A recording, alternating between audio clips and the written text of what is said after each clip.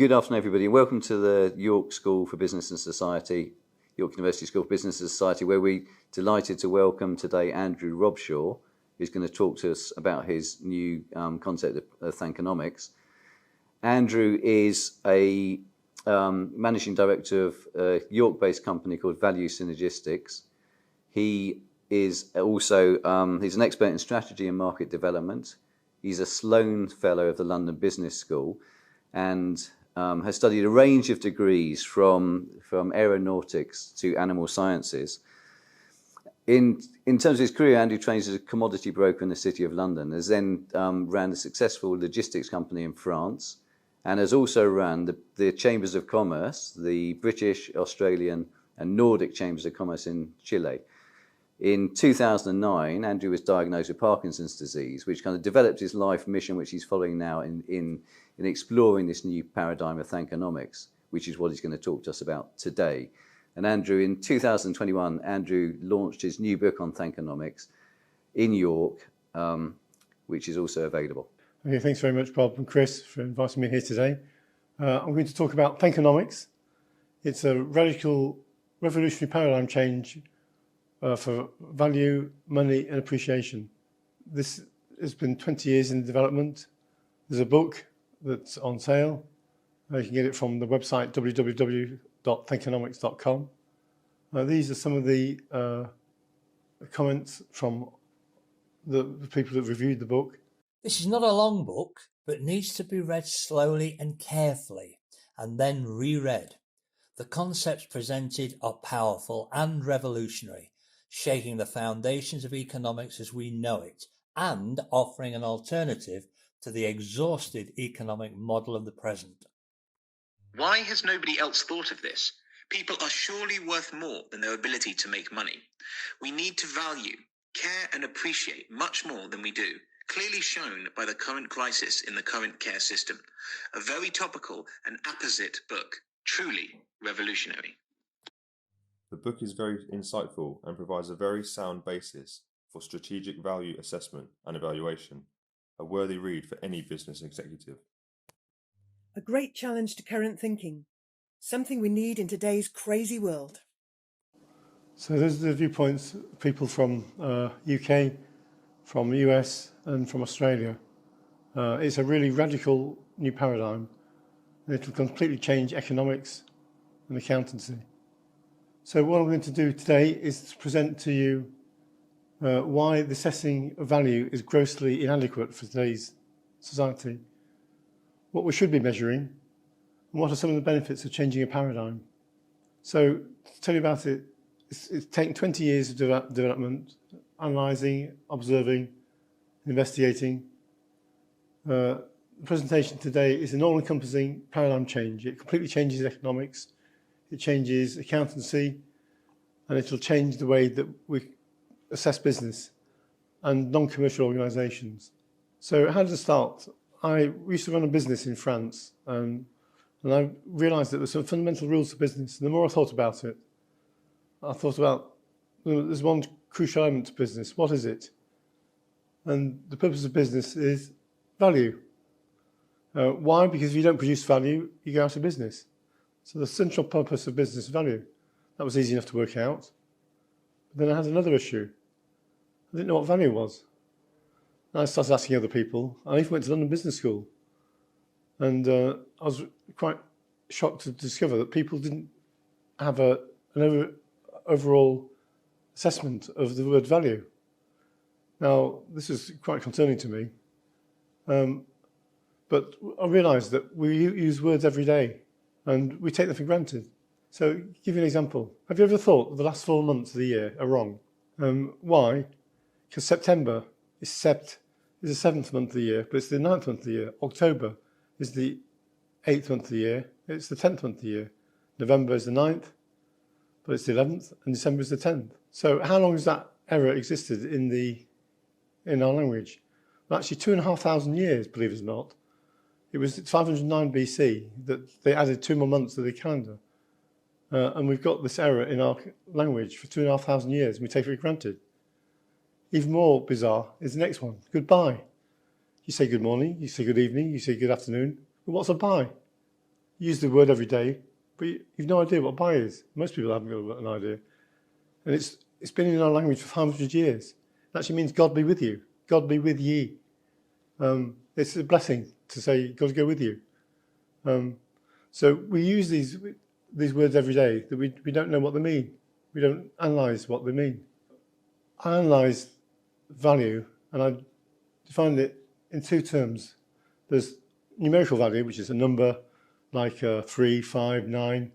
It's a fact. It's very precise. It's very accurate.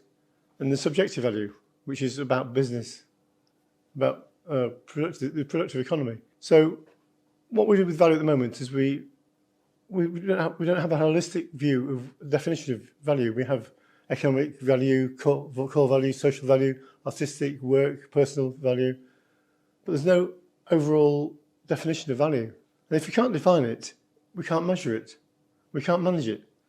And that's really concerning because we spend our whole lives committed to producing it. If we don't know what it is, we can't produce it effectively, and we can't manage it. So take an example, the 6 blind men looking at the elephant. And the one that holds the leg says it's like an elephant's like a tall tree. And the one that holds the tail says it's like a snake. Another one that holds the ear and says it's like a piece of leather. Each is accurate in its context, but there's no holistic view of what value is. So we need a holistic view. And it took me about 1.5 years to work it out.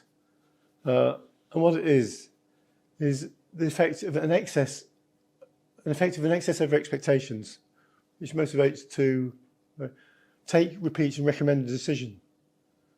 So what does it mean by an effect of an excess over expectations? When you make a commercial decision, you have an expectation of the outcome. Why do you have an expectation of the outcome? Because if you don't have an expectation of an outcome, anything can happen. So you've got to have an expectation of outcome. If you exceed that expectation, you want to take the decision, repeat it, and recommend it. For example, you go try on a pair of jeans, and you think that looks good. I'm going to try them on. You take them home in 2 reactions. The first reaction is, oh my goodness, what have you got there? They look awful on you. The last thing you want to do is to show them to anybody. You take them back, tail between your legs. You don't want anything more to do with them. Same pair of jeans, take them home. Wow, they look fantastic on you. Look amazing. So you're really chuffed and you want to show everybody. And so your value assessment depends on your expectations. This was backed up by the work of Wolfgang Schultz, who discovered the reward prediction error. The reward prediction error is the reward you get for making the error of underestimating the outcome. It's release of dopamine into the nucleus accumbens from the ventral tegmental area. It's release of dopamine, and it's in direct proportion to the perception of value. The nucleus accumbens, by the way, is the reward center of the brain. In 1954, they did an experiment where they wired up the rat to a lever.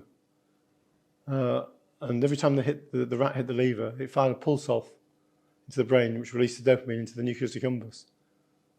And as soon as it turned the machine on, the rat stopped eating, drinking, playing, did any other activity, but kept hitting the lever again and again and again until it collapsed. That is how strong the value sensation is in the nucleus accumbens. So that is the biological proof of value. So let's look at the properties of value. So it's subjective, obviously. Personal perception. It's transient, it changes over time. It's dynamic, it changes according to circumstances. It's ubiquitous, it changes at every interaction, because every time you make a decision, doesn't matter whether it's commercial or any decision, you have an expectation of outcome, because if you don't, anything can happen. So you've got the potential of creating value at every decision. So it's ubiquitous, and it's bilateral. Both parties have expectations at a meeting. Our current system isn't subjective, it's an average. It's the best assessment. It changes over time, it doesn't change over time, it's the same price. It's dynamic, it doesn't change according to circumstances. There are exceptions to that. Ubiquitous, it changes at every interaction. Our current system doesn't change. There are methods to do that, but it doesn't exist at the moment. And it's bilateral. It only assumes that there's only one perspective in the value assessment process. So value is fluid and constantly changing. Yet we're only assessing it at one point in time, the point of sale. It's grossly inadequate for the job. And what's worse, it's very precise, but it's inaccurate. So accountancy gives you the sensation of precision, but it's totally inaccurate because it's based on an average, on a one point in time assessment of value at the point of sale. The value changes, perception of value changes over time. So a classic example is the airlines. You buy a ticket on an airline, you rest assured that you've not paid the same price as the person next to you. The person next to you, you've paid £100 for the trip, and you're delighted because you bought the ticket 3 months ago and paid very little for it. The person sitting next to you is feeling very happy. They've got paid 4 times as much, £400, but they're delighted to get on the airline because they booked it last night. So dynamic pricing from airlines is quite accurate at the point of sale. But unfortunately, when they arrive at the airline, at the airport, the luggage for the £400 passenger has gone to another airport, so they're not able to do the presentation they're able to do. So their perception of value has gone off the scale. So dynamic pricing, although it's accurate at the point of sale, should be a continuous process. In fact, you can actually dynamic price. There's a classic example, speaking to somebody who worked for Coca-Cola in Chile. And they used to have to look at the weather forecast for the following day to work out what the sales were going to be, because if it was going to be really hot, then the sales of Coca-Cola would go through the roof. And if it was going to be cold, they were going to be stuck with loads of stock, and they'd have to work out the weather. And actually, there should be dynamic pricing. I don't know if you've noticed those tickets that they have at supermarkets, where they're LEDs, and they can actually change the price according to your discount card. So they can, if you buy lots of Coca-Cola, you get a discount on your pricing. So the capacity is there to change the price according to demand, but it's not carried out effectively at the moment. So the current accounting system is misleading. It's a price, it's an estimation, it's an average. It's delayed, it's 1 to 18 months after the period of the event. It's retrospective, it explains the past, and it's the wrong perspective. It's the sellers, not the buyers. But what do I mean by that? Well, we'll go through. It's like driving a car to the rearview mirror. If you look at the rearview mirror, you can't see out the front window. The steering wheel doesn't connect to the wheels. And what's worse, you drive on the wrong side of the road because you're seeing it from the seller's, not the buyer's perspective. I'll explain that later. But you wouldn't dare drive a car in that state, but we're quite happy to run our economy on a system that's totally inadequate. And so accountancy isn't giving us the right assessment of value. And to make it worse, economics assessment of value is also wrong because it talks about satisfaction. If you get rewarded for being satisfied, you're going to get rewarded for doing the same thing. So there's no innovation, there's no excess over expectations. So it doesn't fulfill the necessity to innovate. In telephones, for example, when you buy a telephone, every year you expect it to improve. So the value keeps going up in what terms of what it can do. But the actual cost of the telephone remains more or less the same. Computers are the same. The value, what it includes, goes up because the expectations rise. So we've covered so far why the present system of assessing value is so aggressively inadequate for the job. What should we be measuring then? Well, firstly, what's money? We talk about money is cash. Well, actually, it's not cash because you're going to get rid of it soon. So it's not cash.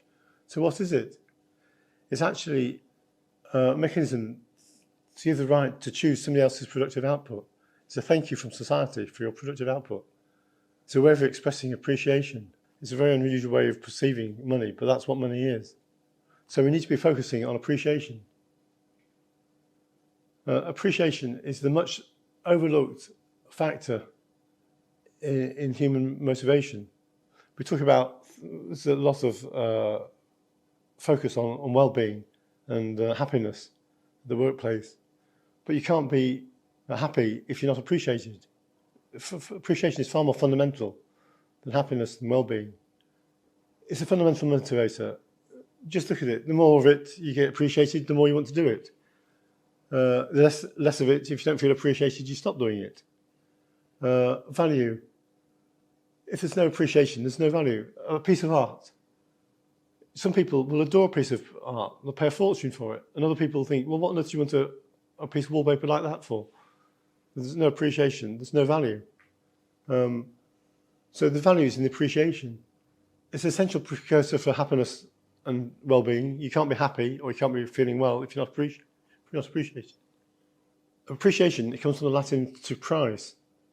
So it's the assessment by the brain of what you're going to relinquish in order to take the decision, what assets, money, facilities you're going to concede in order to make the decision. It's the perceived value of the dopamine release, that excess over expectations. So appreciation is a representation of value. Value should be represented by money, so therefore appreciation should represent money. It's what's the highest form of appreciation? Well, love, or at the workplace, passion. And we all know that passionate people at workplace are much more effective, much more productive. In fact, 15% of people are passionate about their work. This is a rough guideline. 35% of people are satisfied at the jobs. 35% are dissatisfied with the jobs. And 15% of the people hate the jobs.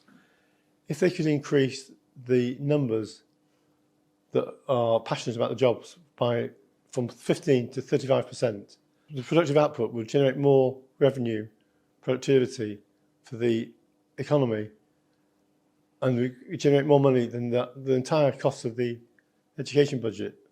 So it would finance the whole education budget. So we also focus on getting people to be passionate about the work.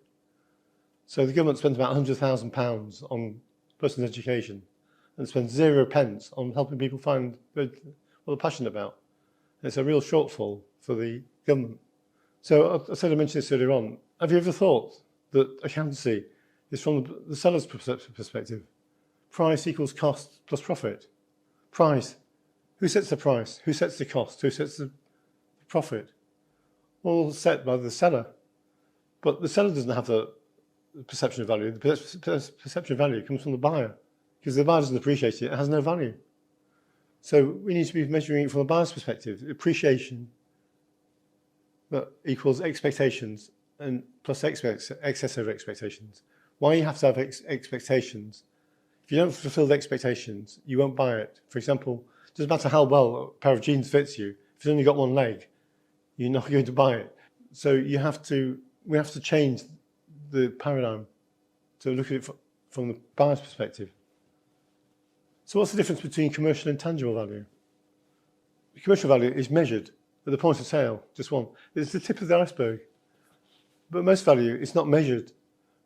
It's non-commercial employment, the NHS, teachers, civil servants, police, army. At every interaction it's created. In the back office it's created, but we're not measuring it. So how do we measure intangible value? From the feedback. It's quite simple. You measure the feedback from when people use the service. The people that use the service before give a rating, and that rating affects the future purchase behaviour of future buyers. So the best system to use, the simplest system to use, was invented in 1932 by Rengis Leichhardt doing his PhD. The 5-star review system, which we all know and love, that pops up everywhere. But it's actually assessment of value.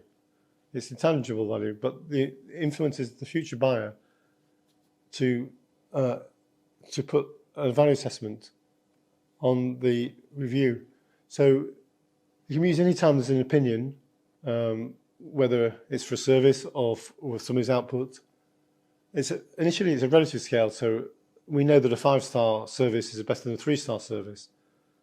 But with enough data, it becomes an absolute scale that a CEO that has a 5-star rating earns £100,000 more per month than a 3-star CEO. So it becomes an absolute scale. So it's a form of accountancy. So the Likert scale analysis system measures anything, any time that we have an opinion on. Initially, it's a relative system. With time and data, it becomes an absolute system. It's real time. You can use it almost constant assessment. It's accurate and it's predictive.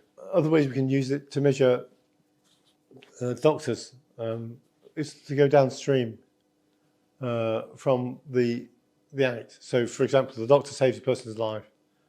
A 20-year-old in a motorbike accident. So they've got another 40 years productive output. 40 years, an average salary of 35,000. 40 years, that's £1.4 million. So you can work out the doctors saved an output of £1.4 million by saving a person's life. So you can go downstream. Obviously, you've got to divide it up between the nurses and the equipment. And another example is Hanachuk did some fantastic work in Texas. He looked at teachers and found that the top 13% of teachers not only influenced their pupils in their subjects, but actually influenced in their whole lives and actually increased their income by 10 to 20%, which doesn't sound very much. But to the average class in the United States is equivalent to $400,000 per annum. Now, how many teachers get paid $400,000 per annum? Not many. And it just shows that if you measure the output accurately, you can manage much more effectively. The bad news is that bad teachers destroy $400,000. So you've all been to school and you had inspirational teachers, but you've also had bad teachers that put you off your subjects. And those teachers should be actually persuaded to take £200,000 and go and study elsewhere because they're doing so much damage to the pupils. So even the simple action of recognition can be recorded. With enough data, the value can be ascertained. So just saying thank you to somebody, down to the simplest act, can have an effect on the value creation capacity of the organisation. So to measure organisational value creation, you need to measure appreciation. So the way to measure it is peer-to-peer recognition software. So that's how people interact, how you appreciate interactivity. It's like 360-degree feedback, but almost constantly. Line management assessment. The line management is the most important relationship that you have. That needs to be monitored. Personal motivation needs to be measured. How you're motivated personally on a day-to-day basis, you measure that. And stakeholder expectation fulfillment. What your stakeholders, everybody has stakeholders in the job. How good are they fulfilling their requirements? And you have a very accurate way of assessing the value output of an individual or an organisation. So this has explained what we should be measuring, appreciation, and how using Likert scales. Now we will consider what are the benefits of changing what we measure. The benefits and repercussions are absolutely enormous. For example, the assessment of the Likert scale assesses true value, and that true value can be captured in a blockchain. So the money, the cryptocurrency, will be based on true value. It's not like the Bitcoin. It's a finite amount of coins for tremendous amount of productivity.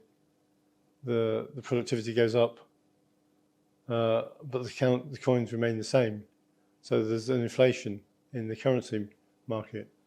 But if you have the number of coins based on value, true value, then it's in direct proportion to the value, so you won't get currency inflation. So it'll get rid of currency inflation once and for all, and you've got a system that measures true value.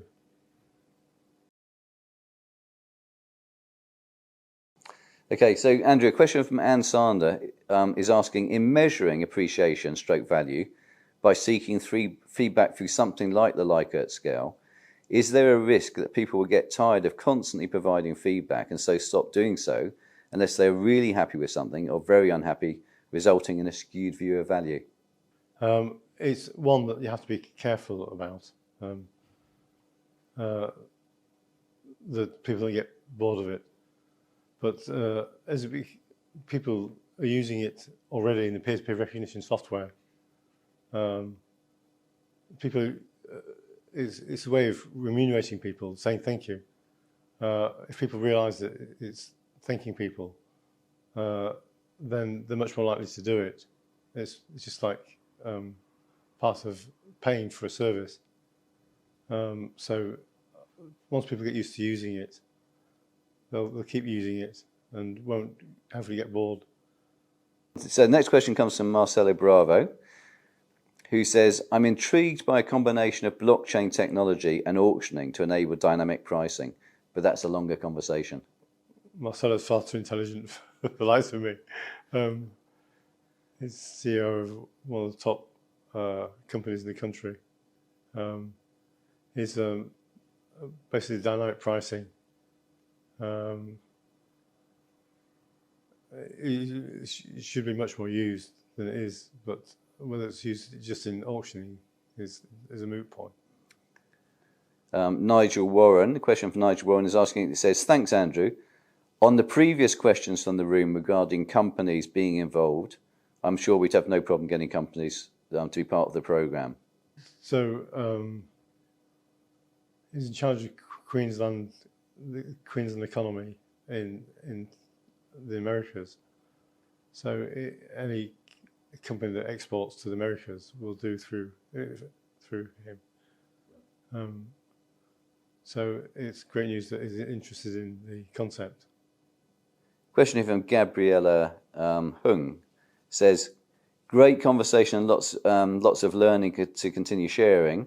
Andrew, I really appreciate your speech. It leaves me with a lot of reflective thoughts on how to be more effective on the feedback, but also on recognising others' contributions and efforts. Yeah, that's absolutely crucial, recognising people's efforts, because it's actually the creation of value. When you realise you're thanking people, you're actually creating value for the organisation. A question here from one of our colleagues in the School for Business and Society, Laura Mitchell. Laura's asking, following up from an anthropologist PhD I read from the USA on tipping several years ago, isn't there a cultural assumption embedded in the idea of measuring appreciation? Some normal actions of granting appreciation might not be appreciated or enjoyed by people from a minority culture. There's obviously a cultural element and what the expectations are in terms of appreciation. If you're expecting appreciation, then you feel really put out. If you come from a culture that doesn't expect expectation, you'd be less put out. So there's going to be a cultural element to it, without a doubt, and it'd have to be adapted accordingly. And Nigel, again, is asking, Andrew, you mentioned a range of things that can make a difference to people in the workplace. Is there any advice or data that show how quickly you'll see the impact of making a change, for instance, days, weeks or months? It's almost instantaneous. There's loads of work done on peer-to-peer recognition software. The effect is almost instantaneous. I mean, you just think about it. How do you feel when you feel appreciated, and how do you feel when you don't feel appreciated? The effect is instantaneous. And across the whole organisation, if you make it systematic and genuine, it has an instantaneous effect.